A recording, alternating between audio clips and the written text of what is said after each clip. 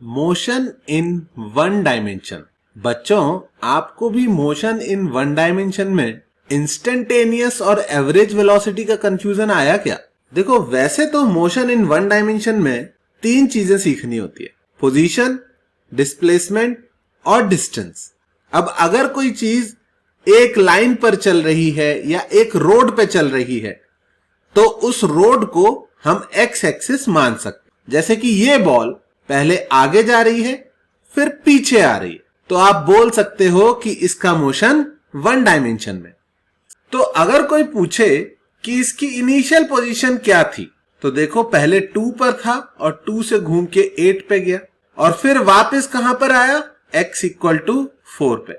तो ये कितना आगे गई, 2 से 8 6 मीटर्स आगे गई और उसके बाद 4 मीटर वापस पीछे आई 8 से लेके 4 तक। तो first thing, position, initial position क्या लिखी जाएगी, 2। x इज इक्वल टू 2 से मोशन शुरू हुआ और फाइनल आगे जाके वापस आने के बाद फाइनल पोजीशन हो जाएगी x इक्वल टू 4। अगर कोई पूछे कि डिस्टेंस कितना चला तो आपको आंसर देना होगा 10 मीटर। भाई 6 मीटर आगे गई और 4 मीटर वापस पीछे आई, डिस्टेंस कितना बोलोगे, 10 मीटर। पर अगर कोई डिस्प्लेसमेंट पूछे तो क्या आंसर दोगे, ओनली 2 मीटर्स। और यही सबसे इंपॉर्टेंट है, डिस्प्लेसमेंट इसका सिर्फ 2 से 4 तक कितना हुआ, 2 मीटर्स। तो तुम बोलोगे सर हमें कैसे याद रखना है? बहुत आसान है, डिस्प्लेसमेंट का फॉर्मूला तुम्हें जो याद रखना है वो है change in position, final position minus initial position. Displacement क्या होता है, फाइनल पोजीशन और इनिशियल पोजीशन को जोड़ने वाली लाइन की लेंथ। डिस्प्लेसमेंट को डेल्टा एक्स से भी रिप्रेजेंट कर सकते हैं, which says change in position. तो डिस्प्लेसमेंट कितना आया बच्चों, फाइनल पोजीशन है x equal to 4 minus initial position है 2, कितना आया, 2। और डिस्टेंस को हमेशा किससे रिप्रेजेंट करेंगे, लेंथ ऑफ पाथ टेकन। इसने कितना लंबा रास्ता चला, जब 6 आगे गया और 4 पीछे आया तो टोटल कितना पाथ चला, 10 मीटर। तो बच्चों अब से डिस्प्लेसमेंट और डिस्टेंस में कोई कंफ्यूजन नहीं रहना चाहिए। नेक्स्ट पार्ट है difference between velocity, instantaneous velocity and average velocity. ये भी बहुत परेशान करता है आप लोगों। तो वेलोसिटी और instantaneous velocity are the same thing. जब भी कोई बोले वेलोसिटी इस पार्टिकल की इतनी है उतनी है, तो उसका मतलब वो इंस्टेंटेनियस वेलोसिटी की बात हो रही है। But average velocity is different. Average velocity instantaneous velocity के बराबर होना जरूरी नहीं है। बच्चों, बचपन से आपको पढ़ाया गया है old formula, velocity equals to displacement upon time. Actually ये फॉर्मूला एवरेज वेलोसिटी का है और complete formula is average velocity equals to total displacement upon total time. यहां पर टोटल हम लोगों ने आपको नहीं बताया इन क्लास 9th और 10th। तो ये जो फॉर्मूला है वेलोसिटी का, velocity equals to displacement upon time, ये सिर्फ कब यूज करना है, जब एवरेज वेलोसिटी कैलकुलेट करनी है।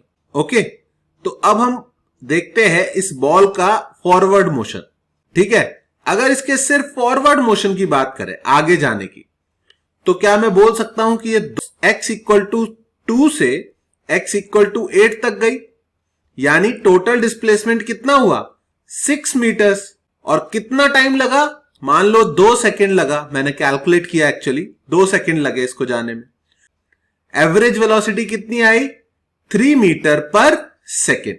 तो तुम बोलोगे सर ये तो बहुत इजी टू कैलकुलेट है, हमें इंस्टेंटेनियस की क्या जरूरत है। तो अब ध्यान से समझो बच्चों, जब मैंने इसको हिट किया था तो मैंने इसको ज्यादा वेलोसिटी दी थी, पर जैसे जैसे ये बॉल आगे गई इसकी वेलोसिटी कम होती गई, कम होती गई, कम होती गई और इवेंचुअली कितनी हो गई, 0। तो इसकी velocity through out the motion change हो रही है। तो ये जो वेलोसिटी कैलकुलेट करी ये इसकी एवरेज वेलोसिटी है। पर इन सभी पॉइंट्स पर जो वेलोसिटी की वैल्यूज आएंगी, कहीं पर 5 मीटर पर सेकेंड होगी, कहीं पर 4 होगी, कहीं पर 3 होगी, 2 होगी, 1 होगी और फाइनली 0 हो जाएगी। ये सारी वेलोसिटीज क्या बोली जाती है? Instantaneous velocities. उस इंस्टेंट की, उस मोमेंट की, उस पॉइंट की, उस पोजीशन की वेलोसिटी। आई बात समझ में या नहीं? तो इस पॉइंट की इंस्टेंटेनियस वेलोसिटी कैसे कैलकुलेट की जाए? ऑब्वियस सी बात है, आप इस पॉइंट पर वेलोसिटी कैलकुलेट करना चाह रहे हो, यहां से यहां तक की वेलोसिटी नहीं चाहते, आप चाहते हो इस पॉइंट पर ही वेलोसिटी बताइए। अगर मैंने टोटल डिस्प्लेसमेंट लिया तो ये फिर से एवरेज आ जाएगा, 4 to 5 तक का एवरेज हो जाएगा।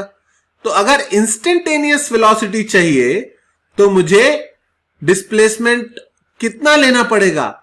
इस पॉइंट से एकदम नजदीक वाले पॉइंट तक का। और ऑब्वियस सी बात है, जब बहुत छोटा डिस्प्लेसमेंट लूंगा तो टाइम भी बहुत छोटा लगेगा। इस बहुत छोटे डिस्प्लेसमेंट को बच्चों हम डीएस बोल सकते हैं, और इसको कवर करने में जो टाइम लगा उसको हम डीटी बोल सकते हैं। अगर मैं ये बहुत छोटा टाइम और बहुत छोटा डिस्प्लेसमेंट लूंगा तो मैं इसको एवरेज नहीं बोलूंगा, मैं बोलूंगा उसी इंस्टेंट के लिए कैलकुलेट कर रहे हैं। Is that clear? तो नया फॉर्मूला क्या निकला? वेलोसिटी, जिसको हम क्या बोल सकते हैं? Instantaneous velocity. वो फॉर्मूला आया ds by dt, a very small displacement upon a very small time। और बच्चों थोड़ी देर पहले पढ़ा था कि डिस्प्लेसमेंट क्या होता है? Change in position. तो वेरी स्मॉल डिस्प्लेसमेंट किसके बराबर होगा? A very small change in position. तो इंस्टेंटेनियस वेलोसिटी को rate of change of displacement भी बोल सकते हैं और rate of change of position भी बोल सकते हैं। दोनों बातें करेक्ट। तो अब तुम बोलोगे कि सर आपने तो बता दिया एवरेज के लिए टोटल अपॉन टाइम और इंस्टेंटेनियस के लिए डीएस बाई डीटी। हमको कैसे पता चलेगा कि एग्जाम में क्या करना है, क्वेश्चन में क्या करना है? उसके लिए बहुत ही सिंपल ट्रिक है। बस क्वेश्चन में ध्यान दो कि एक्सेलरेशन की क्या वैल्यू है। Acceleration is defined as rate of change of velocity. Rate of change of velocity, कितनी तेजी से वेलोसिटी चेंज हो रहा है। अब अगर एक्सेलरेशन क्वेश्चन में 0 दिया हुआ है, एक्सेलरेशन क्या दिया हुआ है? 0, तो इसका मतलब है वेलोसिटी चेंज नहीं हो रही है। अगर rate of change of velocity 0 है तो वेलोसिटी चेंज नहीं हो रही है। अगर एक्सेलरेशन 0 दिया है तो आपका काम आसान है, वेलोसिटी इज कांस्टेंट। इस केस में इंस्टेंटेनियस वेलोसिटी, एवरेज वेलोसिटी सब बराबर होंगे। और आप कौन सा फॉर्मूला यूज कर सकते हो? वही पुराना जो आपने छोटी क्लासेस में सीखा था। एवरेज वेलोसिटी या इंस्टेंटेनियस वेलोसिटी दोनों सेम होंगे और उसका क्या फॉर्मूला होगा? Total displacement upon total time. यानी अगर एक्सेलरेशन 0 है तो अभी भी आप क्लास 9th के मेथड से क्वेश्चन सॉल्व कर सकते हो। क्लास 9th में क्या सीखा था? Displacement is equals to velocity into time. पर अगर एक्सेलरेशन 0 नहीं दिया है, एक्सेलरेशन की वैल्यू a0 दी है या ग्रेविटी g की वैल्यू दी हुई है, उस केस में एक्सेलरेशन को हमें क्या लिखना पड़ेगा? dv by dt। dv को क्या लिख सकते हैं? Acceleration into dt। और जब इंटीग्रेट करेंगे बोथ साइड तो we get v is equals to u plus at। हाँ बच्चों, इसको इंटीग्रेट करके ही ये आता है। अगर इंटीग्रेशन सीख लिया है तो आप खुद से ट्राई कर सकते हैं। v is equals to u plus at, और इसको एक बार फिर से इंटीग्रेट करोगे तो आ जाएगा s is equals to ut plus half at square.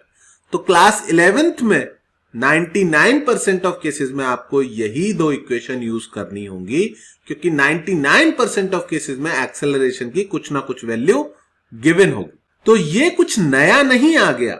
अगर आप ध्यान से देखो, अगर एक्सेलरेशन 0 कर दो थोड़ी देर के लिए तो डिस्प्लेसमेंट अभी भी वेलोसिटी इनटू टाइम के बराबर ही, जो कि आपने 9th क्लास में सीखा था। लेकिन चूंकि ज्यादातर केसेस में एक्सेलरेशन 0 नहीं होगा तो you should now use s is equals to ut plus half at square and v is equals to u plus at। कब तक चलेगा ये?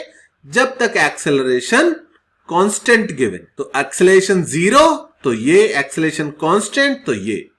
और व्हाट इफ एक्सेलरेशन वेरिएबल हो जाए, acceleration he function of time हो जाए? तो उसके लिए मैं एक और वीडियो बनाऊंगा, और उसको सीखने से पहले आपको मेरी डिफरेंशिएशन वाली वीडियो देख लेनी चाहिए। और वो वीडियो देख के डिफरेंशिएशन करना सीख लेना चाहिए। एक और बात, अगर आप यहां तक वीडियो देख रहे हो तो प्लीज कमेंट्स में बताओ कि आपको कितना % समझ में आ रहा है, कि आपको कितना % समझ में आ रहा है। क्या मुझे और फास्ट जाना चाहिए या मुझे और स्लो जाना चाहिए? जो ज्यादातर लोग बोलेंगे मैं नेक्स्ट वीडियो में उसी तरह रिकॉर्डिंग करूंगा। आई बात समझ में? और सब्सक्राइब कर लो, क्योंकि अभी तो कहानी शुरू हो रही है। बहुत मजा आ रहा है वीडियोस बनाने में। ओके।